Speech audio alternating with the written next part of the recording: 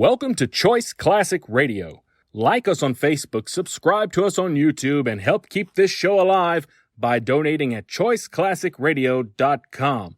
For more of your favorite old-time radio shows, join us on our companion podcast, Choice Classic Radio, Mystery, Suspense, Dramas, and Horrors, where we bring to you the most mysterious tales that the golden age of radio had to offer. And now, with 116 episodes made, broadcasting from 1949 to 1953, we bring to you Richard Diamond, Private Detective. The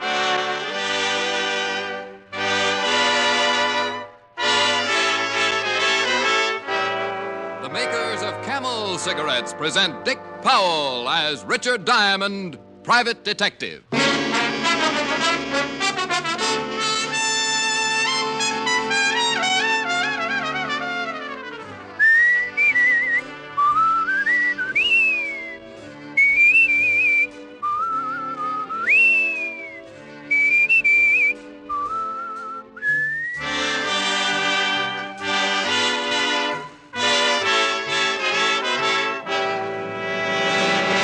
More people smoke Camels than any other cigarette. Make your own Camel 30-day test, the one sensible, thorough cigarette test. You'll enjoy the rich, full flavor of Camel's costly tobaccos. You'll see just how mild a cigarette can be day after day, pack after pack. And you'll know why more people smoke Camels than any other cigarette.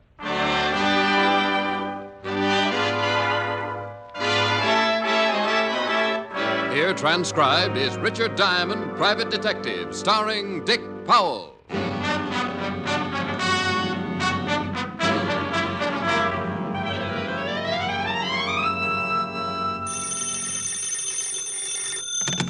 Diamond Detective Agency, the Ham and Mayhem. It's mayhem. Not if it ruins a gag. Hi, Helen. Hi. What are you doing? Oh, trying to spot a client. I've done everything to get somebody up here. Set traps. Hung out of the window by my toes. Nothing. Oh, is it that bad, Rick? Has been for a week. Can I come over tonight and cry on your shoulder? I'd love it. Better wear a bathing suit. Are you going to cry that much? No, but the bathing suit will sure make me feel a lot better. You idiot. Yeah, I can't help it. I try so hard. Are you really coming over? If I cry long enough, I'll work up a heck of an appetite. I'll have Francis fix you a good dinner. I'll pay you back with the first client I get. We'll eat out? No, I'll have Francis fix you dinner. What time will you be over? Mr. Diamond? Rick? Shh. I think I've spotted one. Client? I'm afraid to ask. I might scare him away. Are you Richard Diamond, the private detective? Are you interested in hiring him? I certainly am. Rick? We just made a score, baby. I'll see you tonight. Oh, wonderful. Bye. Well, come in, sir. Come in. No sense in standing in a draft. Might catch pneumonia before we get around to my fee. My name is John Alistair. Well, sit down, Mr. Alistair. Pull up a wallet. Chair. Thank you. Now, what can I do for you? Quite a lot, I hope. 2 days ago, I made arrangements for my own assassination. Huh? It's really very simple. Well, so am I sometimes. Maybe you better be a little bit more specific. Well, I was bankrupt, in danger of going to prison. I have a family, a wife and 2 children. And an insurance policy. That's right. If I was to be killed, my family would be well taken care of. You said you were in danger of going to prison. Why? Well, I'll be perfectly honest. I embezzled money from my firm. Oh, embezzlement. Well, you can get a lot of years for that. Yes, so I decided to do away with myself, leaving instructions for my wife to replace the stolen funds. She could live quite comfortably on the rest. I knew suicide would revoke the insurance policy, so I went to the only underworld character I knew, a man named Gimpy. A long time ago, he'd been my bootlegger. Oh, yeah, I know him. Nearly poisoned me once. I told Gimpy I wanted to hire a man to kill me, a professional assassin. Gimpy said it could be done, and I gave him $200. I told Gimpy to take care of the arrangements and not to tell me anything about the man who was going to kill me. I didn't want to know a thing, how it would be done or when. Well, what do you want me for? Well, something has happened. My wife's brother arrived last week from South America, a very wealthy man, and advanced me enough money to pay back the firm and make a fresh start. Well, then go tell Gimpy to call the gunman off. Have you read the morning papers, Mr. Diamond? No. Yeah, front page. Gimpy was shot to death last night. Oh. Oh, it's kind of tough then to tell Gimpy to call it off, hmm? I want you to find whoever Gimpy hired and stop him from killing me. Find a man with the only clue to his identity lying dead in the morgue? He could be one of 50 professional killers wandering the streets. One of 50 who would make it tough to be found even if you just wanted the time of the day. Can you find him? I don't know. I can try. You must find him before he kills me. Well, I'll try my best. In the meantime, you stay here and lock yourself in. In this office? Yep, right here. Don't even let your wife know where you are. All right, if you think it's necessary. No, I think it is. And, by the way, I charge $100 a day in expenses. I guess his brother-in-law had given him enough money for a high-priced private detective because he handed me $100 and agreed to lock my door and not answer it for anyone but me. I left the office and headed for the Skid Row Bistro where Gimpy had died on the dirty floor. It was called the Black and Red, and the bartender was wearing an apron that looked like he'd been making hash on it. Yeah, Gimpy got killed here. Right over there, the clean spot near the bar.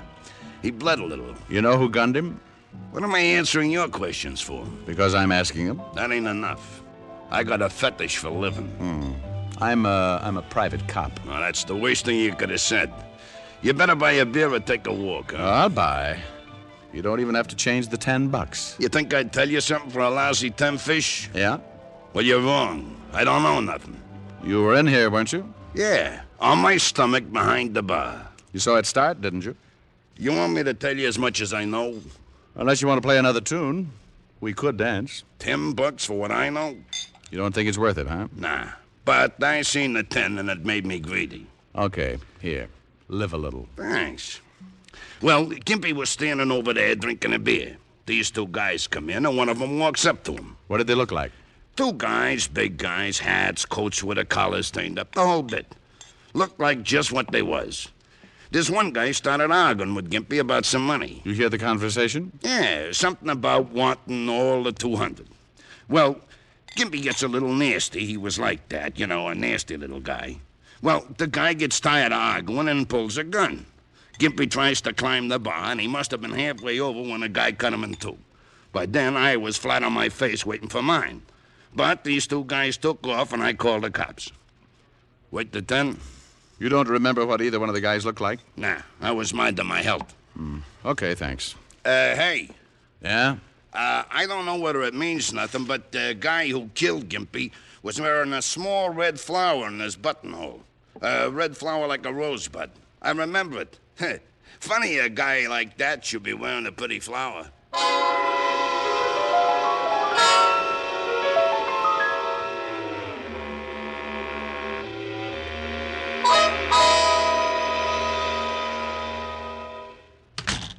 Oh, what do you want? Why, Sergeant Otis, you've been taking your ugly pills again. Can't you ever do anything without the department's help?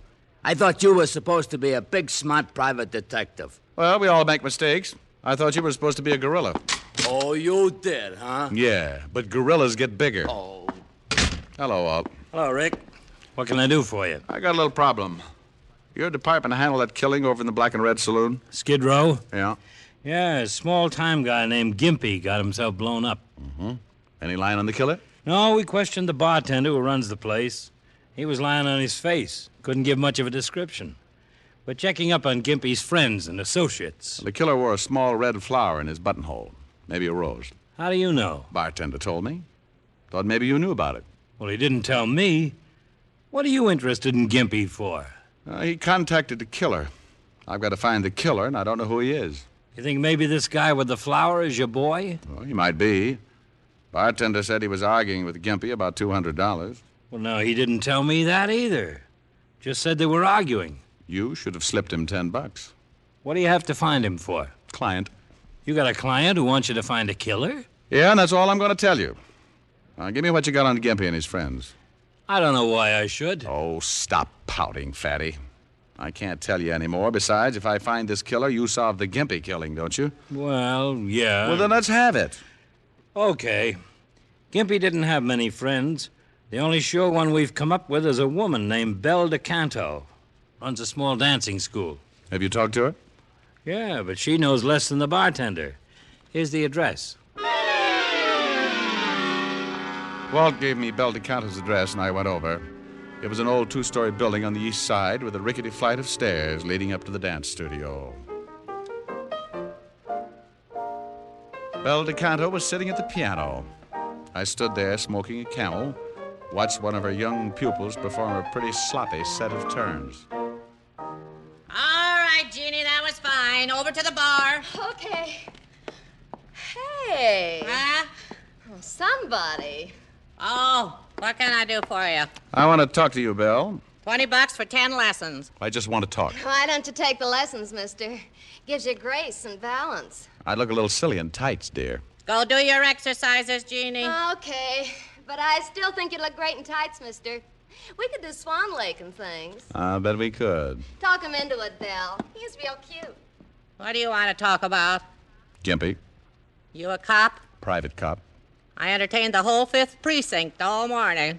I'm looking for the guy who killed Gimpy. I told the cops all I know. I don't know who killed Gimpy. Back straight, honey. Okay. I can't help you, mister. You know a man who wears a red flower in his buttonhole? Huh? Do you know a man who wears a red... I'm busy, mister. I got a lesson. Look, Belle. I don't know nothing. Now beat it. Maybe if I bought a course of lessons. I'm full out. Now get out of here. I told you to keep your back straight. Okay, I'm keeping it. Belle. You gonna get out of here, or do I call the law? Oh, Belle, what you throwing him out for? You shut up and keep your back straight. Listen, I'm paying good money around here. Get out now, mister. Okay. What you climbing on me for, huh? So what are you yelling? You get up there and do your bit, or I'll bust this cane over your skull. You'll do what? I told your old lady I'd teach you how to dance, and I will if I have to cripple you trying. You don't yell at me like that. Bye, you lovely people. Bye, honey. You don't yell at me. I paid my money. Who do you think you're? Who? Get up on that bar! Drop dead.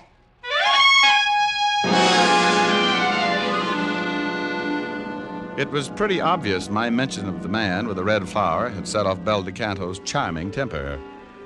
And it was even more obvious that to Belle, the man with the red flower spelled some kind of trouble. The third and most obvious point was that I wouldn't get anything out of Belle even if I dropped her in a pit full of enraged mice. I started down the steps of the dance studio, heading for the street, and I stopped cold. Something on the third step set off little bells in the space in my head reserved for danger. There, on the third step, was a small red rose, and it hadn't been there when I went in. I stopped and thought about it. Maybe the man I wanted was in the building. I looked around. Only one other door besides the studio, and that led to Belle's apartment above. I went up there and looked around. Nothing. Then I got a pretty scary thought. Maybe the man with the red rose had tailed me, waited around listening at the door. If he'd found me, maybe he'd found my client. I spent the next 20 minutes making myself hard to follow, and when I was satisfied no one was tailing me, went back to my office. Alistair. Mr. Alistair. Who is it? Diamond, open up. How do I know it's Diamond? Well, you are being cautious. You gave me a $100 retainer. I told you to lock yourself in my office and not to answer to anybody but me. Did you find out anything? Close it and lock it. Is something wrong? The man who killed Gimpy was wearing a red flower in his buttonhole. I met an old biddy who runs a dancing school, and when I mentioned the flower, she froze up like a clam in a barrel of glue. Who is this man with the flower? I don't know, but before he killed Gimpy, he argued with him about some money. $200. Well, that's the amount I paid Gimpy to hire the assassin. Yeah. I think the man with the flower is probably your killer. And when I left the dance studio, I found this. A red rose? Uh-huh. I think maybe he's tailing me. He knows I came to see you. I don't know. I think he's found out I'm looking for him. Maybe figures I'm trying to catch him for killing Gimpy. Anyway, you're not the only one on the spot now. But what'll we do? If he's looking for me, there's no sense in letting him find you, too. You got to get out of here. But where? At an out-of-the-way hotel I know. Manager's a friend of mine. But what if this killer finds you? That's a good question. I hustled John Alistair out on the fire escape, and we climbed down to the floor below, just in case our boy with the red rose was waiting outside my office. We climbed into the 7th floor hall, made our way to the service elevator and down to the alley. A half an hour later, I'd deposited Alistair in room number 11 of the Bunker Hill Hotel, in charge of the manager, a one-time safecracker named Herman Klipp. I'd done a lot of favors for Herman, and he assured me Alistair would be safe, and that no one would be allowed to see him unless his name was Diamond, and he had the bluest eyes in the private detective business. It was 6 o'clock by the time I left the hotel, and I kept to the side streets in case the man with the red rose might be close. It was certainly one way of finding him, letting him find me. But I wanted to be ready for it, and I didn't want to be around my client when it happened. I went back to my apartment on 51st Street.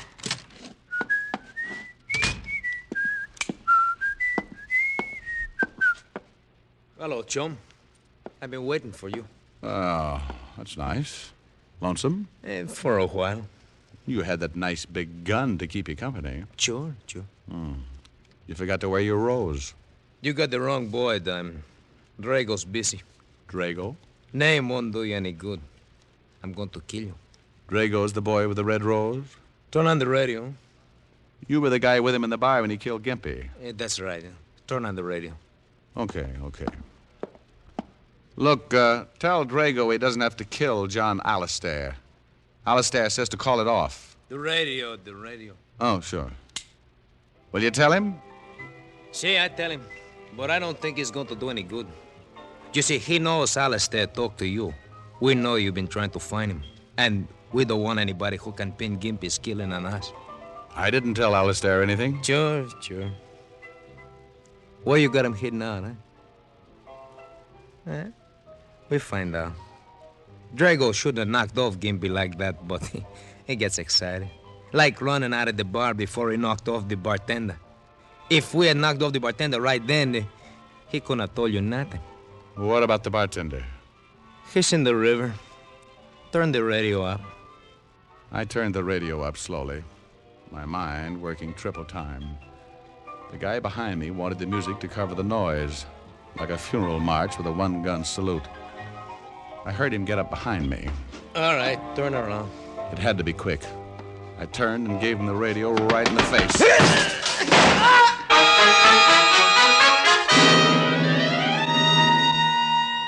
I had twisted his gun right into his stomach. He looked up at me like a kid who was going to bust out crying because somebody had dumped over his blocks. Then he slid down on his face and died without a sound. I put in a fast call to Walt, told him to check his files for a killer named Drago. I told him what had happened and about the bartender who was probably floating on the river. Then I took off for Bel DeCanto's dance studio. The man I'd just killed had said Drago wasn't going to leave anyone around who might pin the Gimpy killing on him. And Drago had left his red rose on the steps outside of Bel's studio. When I got there, the big dance hall was dark, so I went up another flight to Bel's apartment.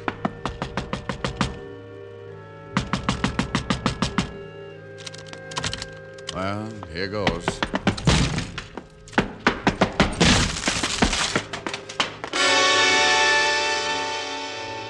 Bel was there all right, and Drago had been there.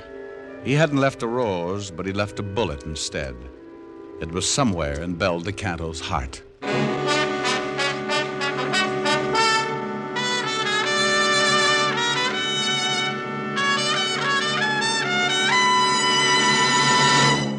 Before we continue with Richard Diamond, here's an important question. How mild can a cigarette be? One puff won't tell you. One sniff won't tell you. It takes day in, day out smoking to find out how well a cigarette agrees with your throat. Only Camels offer you this day in, day out smoking proof. In a coast-to-coast test of hundreds of people who smoked only Camels for 30 days, noted throat specialists reported not one single case of throat irritation due to smoking Camels. Make your own Camel 30-day test, the one sensible, thorough cigarette test. Smoke only Camels for 30 days and let your taste tell you how rich and flavorful Camels are, puff after puff, pack after pack. Let your throat tell you how mild Camels are, how well Camels get along with your throat as a steady smoke. You'll see why people say, once a Camel smoker, always a Camel smoker. How mild, how mild, how mild, how mild, how mild can a cigarette be? Make the Camel 30-day test and you'll see. Smoke Camels and see. And now, back to Richard Diamond, Private Detective, starring Dick Powell.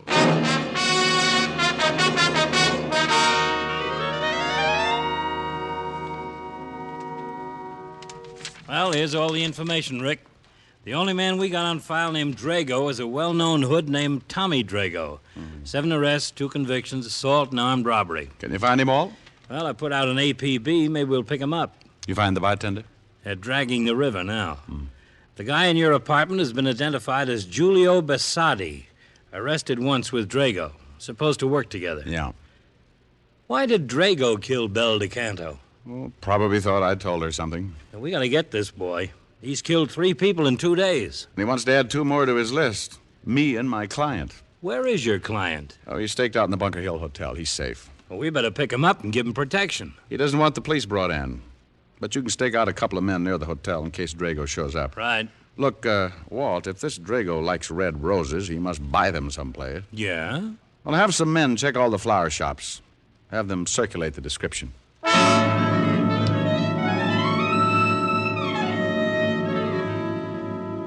For the rest of the day and into the evening, the entire precinct turned out to look for Drago. Each man had a photograph, and they toured every flower store in the city, showing the photograph and asking questions. Walt and I even took one section, wore out a lot of pavement and several good inches of shoe leather, trying to find someone who might have been selling the roses to Drago. By 6 o'clock, we were back in the precinct, discouraged, and, as Walt said... Oh, I'm beat. Yeah. You want some coffee? Yeah, might as well. We took in 12 shops. Here. Thanks. Looks like the guy grows his own. Well, maybe he does. Swell. I'll put out a general to pick up every window box and flower pot in the city. We're bound to catch him in 10 or 12 years. Yeah, what do you want, Spikehead? Spikehead? Just thought it up. Oh. Well, did you just want to see if the buzzer works? No, I got an address on that guy Diamond shot. Giulio Bassati? Yeah. Well, do you want us to hold a seance while you give it to us by telepathy? 456 River Street, apartment 7. And you sure are getting grouchy. Walt and I piled into the squad car and took off for 456 River Street. There was a chance that the man who wore the roses might live with his partner, Giulio Bassardi. We found the manager. He led us into the apartment, and after 15 minutes of pretty extensive house wrecking, both Walt and I came to the same conclusion. Giulio Bassardi lived alone and liked it. We hit the street pretty discouraged. Well, come on. Hey, Walt. What is it? Look, that old lady down the street. What about her? She's selling flowers. Oh, well, let's go. Fresh flowers, 20 cents a bunch. Flowers, gentlemen? Do you have some red roses? Yes. Single red roses that I could wear in my lapel? Yes, 25 cents. Have you ever seen this man? What man? Here. Yes, Mr. Drago. I sell him a red rose every evening, fresh. You know where we can find him? Well, what do you want him for? Police. Has Mr. Drago done something? He's wanted for murder. Oh, no, how terrible. He seemed like such a nice man, so generous. He dressed so nicely. He's killed 3 people. 3 people. Do you know where he lives? 3 people. Yes, he lives in the next block. I don't know the number. I'll have to show you. Here, I'll take all the flowers you've got. The old flower woman showed us the building, and again we dragged another manager out to let us into Drago's apartment. This time we went in low, ready to shoot if Drago happened to be home. He wasn't. And once again, we tore another place apart. Find anything? No, not yet. Get a load of this closet. Drago really dresses. Hey, Walt. Yeah? You find something? Look at this telephone pad. What about it? The writing. Read it. Bunker Hill. Bunker Hill Hotel. That's where my client is. Drago's found him.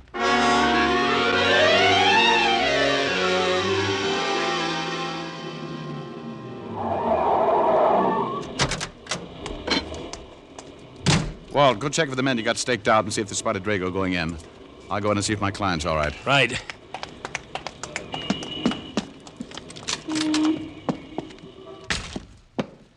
Herman. Herman. Oh. Rick? Over here, Walt. Herman is out cold. Herman? Yeah, the manager. Oh, he looks pretty bad. Yeah, he's really out. Drago? Your men see anybody? No, but he could have slipped in. Now, let's get up to my client. Well, come on. I'm looking for the key. What room? 11. Now, it's gone. I had my client locked in. Come on. Second floor.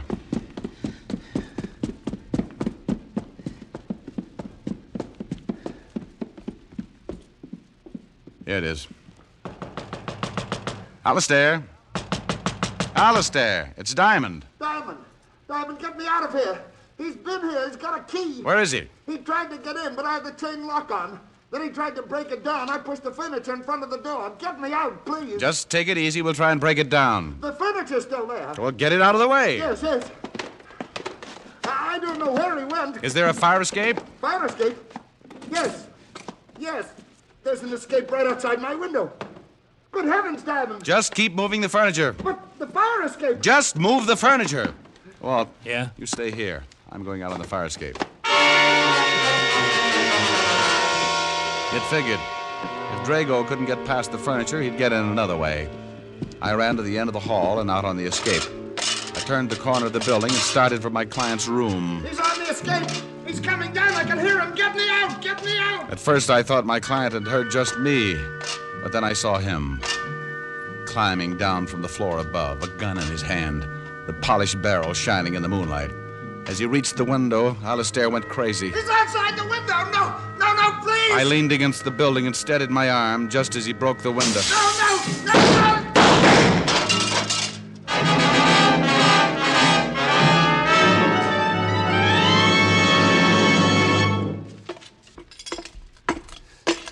You killed him. You killed him. Yeah. Funny. What was done? Shot him right through his red rose.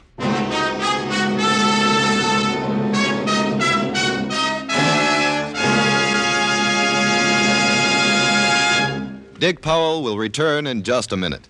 Across the nation, doctors in every branch of medicine have been asked this question. What cigarette do you smoke, Doctor? Again, the brand named most was Camel.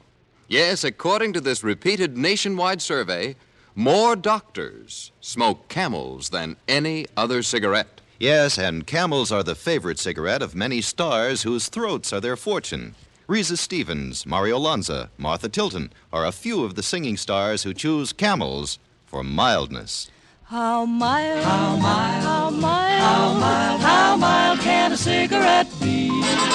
Make the Camel 30-day test and you'll see. Smoke Camels and see. Here's Dick Powell with a special message. Thank you. Ladies and gentlemen, this week we add a new name to the list of recipients of gift camels for hospitalized servicemen and veterans. It's the Military Air Transport Service, United States Air Force, which evacuates virtually all overseas wounded servicemen. Camels are also on the way to veterans' hospitals, Lake City, Florida, and Nashville, Tennessee. U.S. Naval Hospital ship Haven. Now, until next week, enjoy Camels. I always do.